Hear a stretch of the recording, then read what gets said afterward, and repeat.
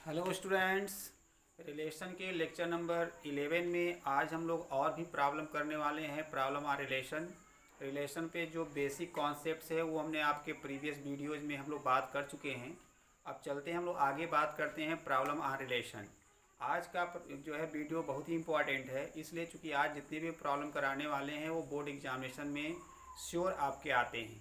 चलिए तो हम लोग स्टार्ट करते हैं। प्रॉब्लम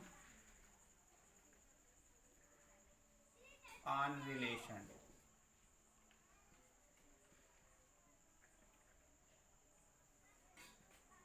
तो देखिए इसमें हम लोग स्टार्ट करेंगे पहले 1 नंबर से। हम लोग कह रहे लिखते क्या हैं, give an example of a relation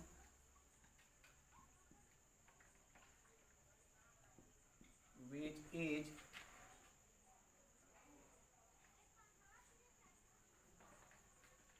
reflexive but not symmetric and transitive।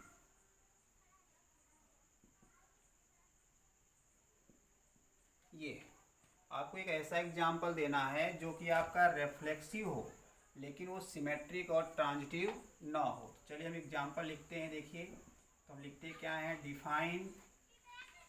Define a relation R on set X is equal to, चलो ले लेते हैं 1 2 3 सच दैट। तो यहाँ आर इज इक्वल टू क्या लिखेंगे। अब देखो आप कह रहे हो कि रेफ्लेक्सिव होना चाहिए, तो रेफ्लेक्सिव के लिए क्या होगा, इसकी आइडेंटिटी जो बनेगी, तो आइडेंटिटी के जो ऑर्डर्ड पेयर होंगे मतलब डायगोनल वाले पेयर तो आपके आना है रेफ्लेक्सिव होने के लिए। तो 1 1 2 2 3 3 ये तो आपको आना ही चाहिए रिफ्लेक्सिव होने के लिए। लेकिन देखोगे यहाँ तक अगर हम रुक जाते हैं तो ये रिलेशन आपका रिफ्लेक्सिव के साथ साथ सिमेट्रिक भी और ट्रांजिटिव भी है।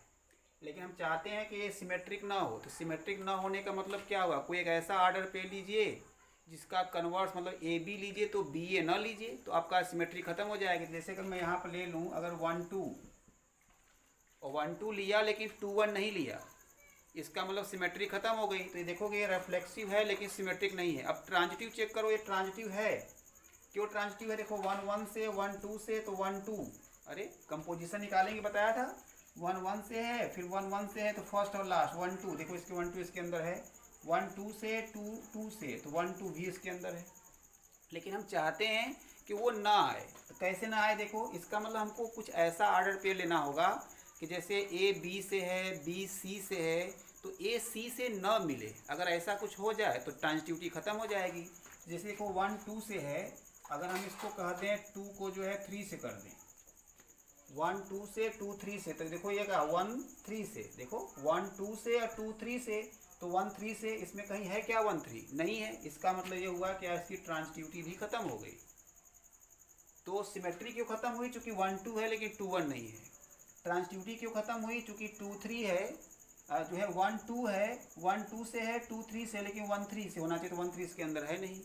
तो यहाँ पे आप देखोगे, इसको अगर चेक करना चाहो तो यहाँ पर देख सकते हो कि पहले इसका अगर हम निकाल लें, ऐसे कर लें, पहले इसकी हम रिफ्लेक्सिविटी चेक करें आर के लिए।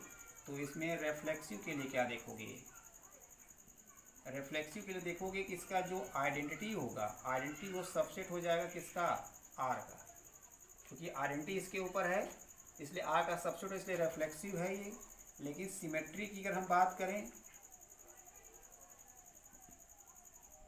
अगर हम सिमेट्री की बात करें, देखोगे हमारा आर जो होगा वो not equal to R inverse होगा।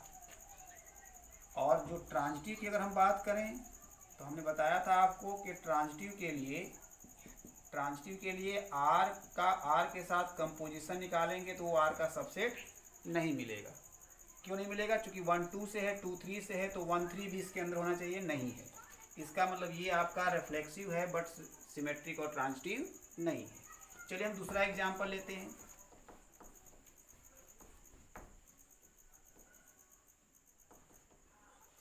दूसरा एग्जाम्पल लेते हैं, give an example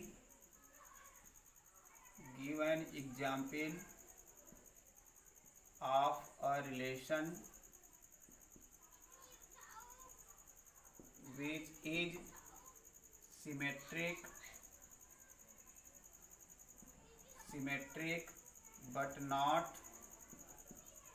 but not reflexive and transitive। देखिए ये इसमें क्या करना है, सिमेट्रिक होना चाहिए लेकिन रेफ्लेक्सिव और ट्रांजिटिव नहीं होना चाहिए। तो चलिए हम एग्जांपल लिखते हैं। Define a relation R on X is equal to, चलो यहाँ भी 1 2 3 ले लेते हैं, सच दैट। आप कहोगे सर यहाँ पे हर एक एग्जाम्पल में 1 2 3 या ABC क्यों लेते हैं, आप और भी ले लीजिए, 2 ही एलिमेंट ले लीजिए या 3 ले लीजिए, 3 से ज़्यादा एलिमेंट ले लीजिए तब भी आएगा। समझना है हमको, चाहे जितने एलिमेंट लेके हम समझें। तो such that R is equal to, हमने क्या लिखा, देखो कह रहा है कि सिमेट्री होना चाहिए, तो रिफ्लेक्सिव नहीं होना चाहिए। रिफ्लेक्सिव होने के लिए मतलब हम जो है डायगोनल वाले एलिमेंट्स को सभी को ना ले, कुछ को ले लें, लेकिन ले ही ना, चलो ले ही ना। तो यहाँ पे क्या करें, चलो अगर हमने 1 2 लिया तो सिमेट्री होने के लिए क्या करना पड़ेगा, हमको 2 1 भी लेना पड़ेगा। और अगर हमने 1 1 2 2 3 3 नहीं लिया है तो इसका मतलब रिफ्लेक्सिव है नहीं है। अगर 1 1 ले लिया तब भी रिफ्लेक्सिव नहीं है, क्योंकि 1 1 2 2 3 3 सभी होने चाहिए। 1 1 ले लिया, 2 2 ले लिया, 3 3 नहीं लिया तब भी रिफ्लेक्सिव नहीं है। तो चलो हम उसको लेते ही नहीं है, डायगोनल वाले हम ऑर्डर पेयर लेते ही नहीं। तो चलो 1 2 लिया तो 2 1 लेना पड़ेगा, क्योंकि ये आपका क्या है, सिमेट्री है। अब ये चेक करो कि रिफ्लेक्सिव तो है नहीं। अब ट्रांजिटिविटी चेक करो, देखो 1 2 से है, 2 1 से है, तो 1 2 इसके अंदर है क्या, नहीं है। इसका मतलब ट्रांजिटिविटी भी खत्म हो गई। तो यहाँ पर देखोगे इस आर के अबाउट आप क्या देख सकते हो कि अगर हम रिफ्लेक्सिव की बात करें, देखोगे जो आइडेंटिटी रिलेशन होगा कहाँ पे, एक्स के ऊपर, वो आपका सबसेट नहीं है किसका, आर का। और दूसरी बात, अगर हम सिमेट्री की बात करें तो देखोगे यहाँ पे आर जो होगा आर इनवर्स के इक्वल होगा। और अगर हम ट्रांजिटिविटी की बात करें, ट्रांजिटिव की बात करें, देखोगे यहाँ पे आर कंपोजिट, आर जो होगा वो सबसेट नहीं होगा किसका, आर का। क्यों, क्योंकि यहाँ पे 1 2 से है, 2 1 से है, तो 1 1 इसके अंदर नहीं है। तो यहाँ पे देखोगे आपका कि जो आर्डर पेयर होगा 1 1 जो होगा ये does not belongs to R होगा, जो रीजन यहाँ पे। तो देखो ये आपका सिमेट्री हो गया लेकिन रिफ्लेक्सिव और ट्रांजिटिव नहीं है। ऐसे आप भी अलग अलग टाइप के एग्जाम्पल बनाइए। जब आप एग्जाम्पल बनाना जान जाओगे तो आपको ये भी सीख जाओगे जो हम सिखाना चाह रहे हैं आपको। एक्चुअली होता क्या है, आपके एग्जाम में जो प्रॉब्लम आते हैं, कोई एक रिलेशन दिया रहता है। देखिए मेरा टारगेट समझिए मैं क्या कर रहा हूँ, कॉम्पिटिटिव एग्जाम हो चाहे कोई एग्जाम हो, ऑर्डर्ड पेयर के फॉर्म में रिलेशन दिया रहता है। तो उसमें ऑप्शन पूछता है, कहेगा वनली रिफ्लेक्सिव है, वनली सिमेट्रिक है, वनली ट्रांजिटिव है, इक्विवेलेंस है, या कहेगा रिफ्लेक्सिव है बट सिमेट्रिक और ट्रांजिटिव नहीं है। तो उसमें से आपको ये डिसाइड करना होता है, वो तभी कर पाएंगे जब आपको एग्जाम्पल बनाने आता होगा। चलिए अगला लेते हैं हम लोग, 3rd नंबर। कहते हैं give an example of relation which is transitive but not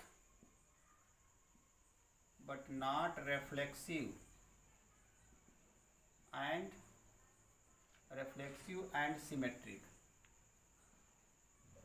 ये तो देखो इसका एग्जाम्पल आप कैसे लिखता हूँ मैं, देखिए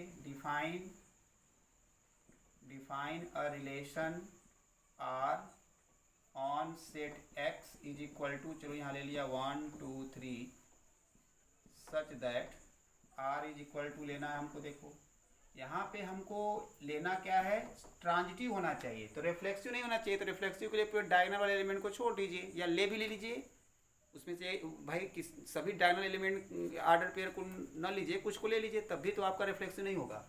सिमेट्रिक भी नहीं होना चाहिए, इसका मतलब 1 2 लिया तो 2 1 मत लीजिए। तो देखो अगर हमने मान लो यहाँ पे ले लिया 1 2 ले लिया तो 2 1 नहीं लेंगे, क्योंकि अगर 2 1 लेंगे तो सिमेट्री हो जाएगी। चलो 1 2 ले लिया, हमको ट्रांजिटिव बनाना है, तो 1 का 2 से, 2 का 3 से कर दो। तो 1 का 2 से, 2 का 3 से, तो क्या होना चाहिए, 1 का 3 से होना चाहिए, 1 3 होना चाहिए। ये हो गया देखो ट्रांजिटिव। अब ये रिफ्लेक्सिव नहीं है, सिमेट्रिक नहीं है। सिमेट्रिक क्यों नहीं है, क्योंकि 1 2 है लेकिन 2 1 नहीं है। तो ये रिफ्लेक्सिव भी नहीं है, सिमेट्री भी नहीं, लेकिन ये ट्रांजिटिव है। देखो इसी में एग्जाम्पल और लिख सकते थे, आर आप लिख सकते हैं, आर इक्वल टू एक सिंगल आर्डर पेयर सिर्फ 1 2 ही ले लो। ये भी देखो कि हमारा ट्रांजिटिव है। तो यहाँ पर देखोगे जो ये आर है, ये आर में अगर हम रिफ्लेक्सिव की बात करें तो आप देखोगे रिफ्लेक्सिव के लिए यहाँ पे क्या होगा, आपका जो आइडेंटिटी होगा x के ऊपर वो आपका जो है r का सबसेट नहीं है। और जो दूसरी बात देखोगे, सिमेट्री की बात करें हम लोग, सिमेट्री की बात करें, देखोगे r जो है वो r इनवर्स के इक्वल नहीं है। और तीसरी बात अगर हम लोग ट्रांजिटिव की बात करें, ट्रांजिटिव की बात करें, देखोगे r कंपोजिट r जो होगा वो r का सबसेट होगा। यहाँ पे देखोगे इसका जो है निकालोगे, अगर देखो यहाँ r दिया, एक बार और r लिखो तो क्या आएगा आपका 1 2 2 3 1 3 ये। तो अब यहाँ पे अगर मैं निकालूँ आपका, देखिए r कंपोज विथ r अगर मैं निकालूँ तो क्या आएगा, देखो 1 1 1 2 से 2 3 से, तो क्या आएगा 1 3 1 3 आ गया। फिर 1 2 से और कहीं 2 से शुरू हो रहा है, नहीं हो रहा है। 2 3 से और 3 से कहीं शुरू हो रहा है, नहीं हो रहा है। 1 3 से 3 से कहीं शुरू नहीं हो गया, देखो ये। और ये बताओ क्या ये r का सबसेट नहीं है? अगर r का सबसेट है, इसका मतलब ये हुआ कि r is transitive, r is transitive, r आपका ट्रांजिटिव हो गया। यहाँ पर देखोगे जब r का r के साथ कंपोजिशन निकालोगे तो फाई आ जाएगा, और फाई r का सबसेट होता है, जानते हो हर एक सेट का सबसेट आपका फाई होता है। तो आई होप आपको ये सब चीज़ें क्लियर होगी। और मैं बता दूं आपको कि इस तरह की प्रॉब्लम लेक्चर नंबर 10 में हमने खूब कराया हुआ है। रिलेशन पर देखिए थ्योरेटिकल कॉन्सेप्ट खूब आपको पढ़ाए जाते हैं, लेकिन प्रॉब्लम कभी नहीं कराया जाता, जो कि मेन यही है। आपको थ्योरी समझ में आ गई वो इम्पोर्टेंट नहीं है, उसका एप्लीकेशन भी आपको आना चाहिए। इसलिए आप वीडियो नंबर जो हमने 10 बनाया है उसको आप ज़रूर देखिए, और आज जो कंटिन्यू कर रहे हैं इसको तो आपको देखना ही है।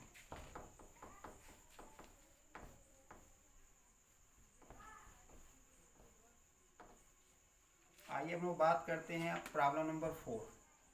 देखो अभी हम लोग करते क्या थे, हम लोग कोई जो है रिलेशन जब हम लोग डिफाइन करते थे तो उस रिलेशन को हम लोग कैसे लिखते थे, ऐसे लिखते थे, कहते थे कोई रिलेशन जो r है वो ऑन सेट x है। तो ऑन सेट जब x होता था कैसे निकालते थे, या ऑन सेट ये a कह लो, कैसे निकालते थे, कहते थे जो r होगा वो सबसेट होगा a क्रॉस a का। तो ये बताओ a क्रॉस a में जो हमारा एलिमेंट आएंगे, एलिमेंट, तो कहोगे सर वो पेयर के फॉर्म में आएंगे। कैसा पेयर बनेगा, ऐसा ए बी, ऐसा पेयर बनेगा।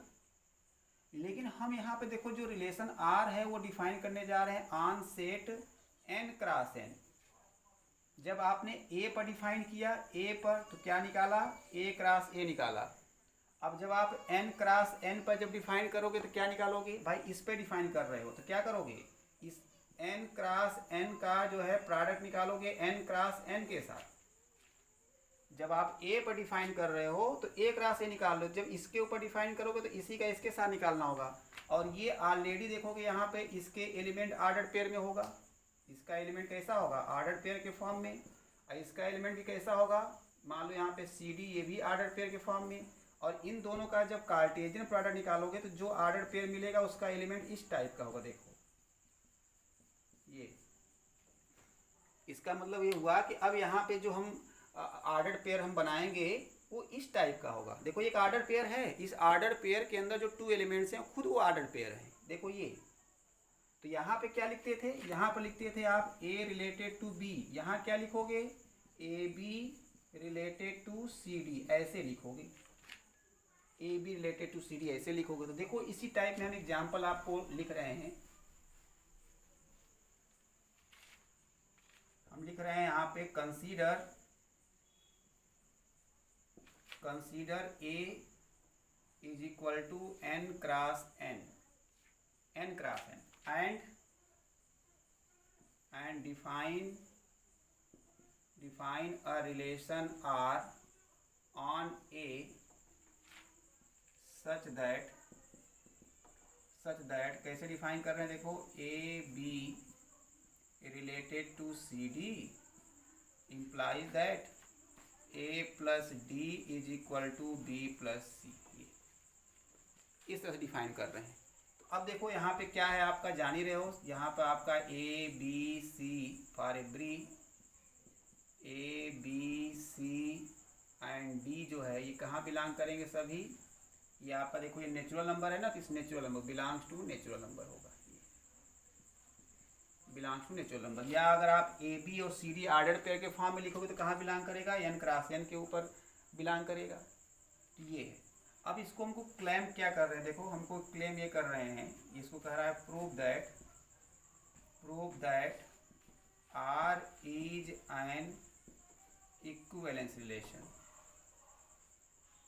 इक्विवेलेंस रिलेशन, आपको ये प्रूफ करना है कि R जो है इक्विवेलेंस रिलेशन है। तो चलो इसको देखो प्रूफ करते हैं हम इसको। तो प्रूफ में पहली बात ये लिखेंगे, पहले आपका जो गिवन रिलेशन क्या है, गिवन रिलेशन इज क्या है आपका, A B related to C d implies that a plus D is equal to B plus c. ये आपका रिलेशन दिया हुआ है। तो इसमें क्या होगा, पहली बात तो इसमें आपका जो है ये गिवन है सिंस। अब इसमें हमको क्या करना है, पहली बात इसको प्रूव करना है रेफ्लेक्सिव।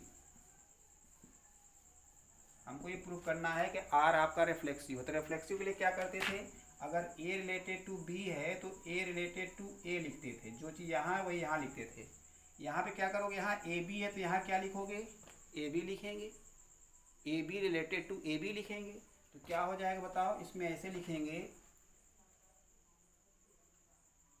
Late A B belongs to कहाँ, एन क्रॉस एन। देन तब ए बी अगर आपका रिलेटेड है ए बी से, क्या मिलेगा आपका, देखो यहाँ पे जब A B related to A B लेंगे तो यहाँ ए प्लस डी है। देखो यहाँ पे क्या लिखा है, अगर यहाँ पे ए बी है तो यहाँ लिखा है ए और बी यहाँ लिखा है, तो यहाँ ए लिखो प्लस इज इक्वल टू यहाँ बी लिखो प्लस। अब देखो सी डी का जो है, जहाँ सी डी है तो सी यहाँ है तो डी यहाँ, सी डी यहाँ है तो देखो सी यहाँ है और डी यहाँ है, और यहाँ ए बी आ गया तो ये सी की जगह पे आ गया, तो सी वाली वैल्यू यहाँ लिखेंगे ना तो यहाँ आ जाएगा ए, और डी वाली वैल्यू देखो यहाँ वाली क्या है, बी आ गया तो यहाँ आ जाएगा बी। तो अब इसी को देखो हम लिख सकते हैं क्या, इसको लिख सकते हैं a plus B is equal to A plus b. क्यों, चूँकि बी प्लस ए को ए प्लस बी लिख सकते हैं, कैसे, जो है बाई एडिटिव कम्यूटेटिव लॉ। इसको समझिएगा, एडिटिव कम्यूटेटिव लॉ के द्वारा ये। तो अब देखो a plus b equal to A plus b क्या है, ये ट्रू हो गया, that is R is reflexive. हमने कहा था कि अगर A B related to A b रखने के बाद एक कंडीशन अगर वैलिड हो जा रहा है तो रेफ्लेक्सिव है। अब आइए दूसरा इसको हम लोग प्रूफ करते हैं, इसकी जो है सिमेट्री, इसकी symmetry.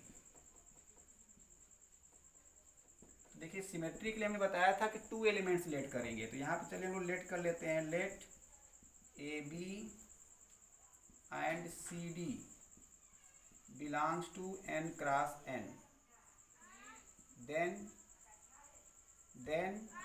A B related to C D implies that. अब क्या करो, देखो यहाँ A B related to C D लेके चलेंगे और प्रूव करेंगे C D related to A B, अरे ए रिलेटेड टू बी लेके चलेंगे, प्रूव करेंगे बी रिलेटेड टू ए। तो a B related to C d तो क्या लिखोगे, ए plus D is equal to B plus c. अब देखो अगर a is equal to b लिखा है तो क्या इसे b is equal to a नहीं लिख सकते क्या, अरे लेफ्ट को राइट में, राइट को लेफ्ट में, तो इसको ऐसे लिखो, तो ये क्या हो जाएगा, b plus C is equal to A plus D. ये अब देखो यहाँ पे, अब यहाँ पे हमको क्या चाहिए, यहाँ पे सी डी चाहिए, यहाँ सी डी चाहिए यहाँ पे।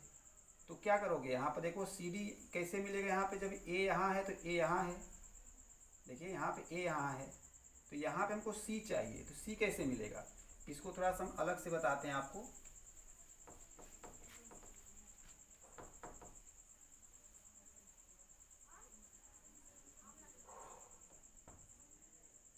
अब देखिए आपको यहाँ पे क्या चाहिए, हमको चाहिए यहाँ पे C, तो C कहाँ पे, यहाँ पे है, तो C यहाँ पर है तो यहाँ पे C चाहिए, तो C यहाँ आना चाहिए, तो इसको हम कहाँ लाना पड़ेगा, इधर लाना पड़ेगा। तो इसको क्या लिखेंगे, हम लिखेंगे B plus C is equal to A plus D. अब देखो यहाँ C लाना है, A यहाँ था, A यहाँ है तो A यहाँ था, तो यहाँ C लाने के लिए C को यहाँ लाना पड़ेगा, तो इन दोनों को आपस में बदल दो, तो ये क्या हो जाएगा, ये हो जाएगा क्या, C plus B is equal to, ये क्या हो जाएगा, d प्लस ए। अब देखो अगर इसको हम लिख सकते हैं क्या, C D related to A B, इसको हम लिख सकते हैं, देखो क्योंकि यहाँ क्या लिखा था, a प्लस डी। देखो अगर A B related to C D था तो a प्लस डी, ये फर्स्ट और लास्ट। देखो यहाँ पे क्या है, C D related to A B है तो फर्स्ट और last, c plus B is equal to D plus A. तो इसका मतलब क्या हो गया, देयरफॉर आर इज सिमेट्रिक। तो आर सिमेट्रिक हो गया। अब आइए इसकी ट्रांसटिविटी की बात करते हैं। थर्ड नंबर,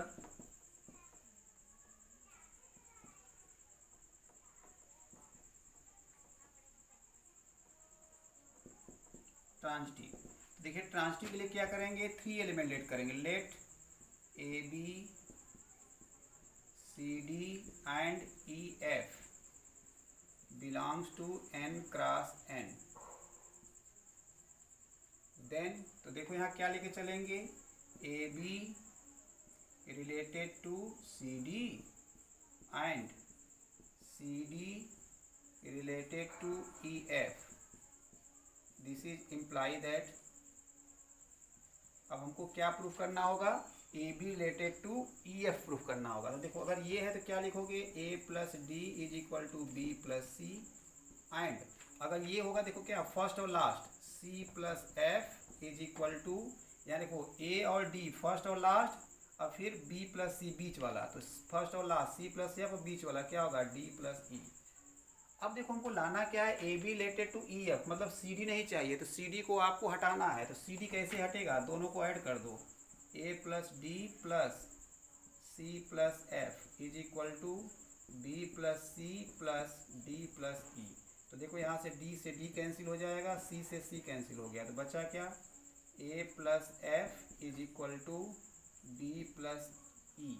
तो देखोगे ये आपका क्या आ जाएगा, ये आ जाएगा A B related to E F. इसका मतलब क्या हो गया, देयरफॉर आर इज क्या हो गया, ट्रांजिटिव हो गया, ये ट्रांजिटिव हो गया। तो देखोगे आपका जो आर है आपका क्या है, रिफ्लेक्सिव है, सिमेट्रिक है, ट्रांजिटिव है। इसका मतलब ये हुआ कि आर आपका इक्विवेलेंस रिलेशन हो गया। तो hence R is an equivalence relation.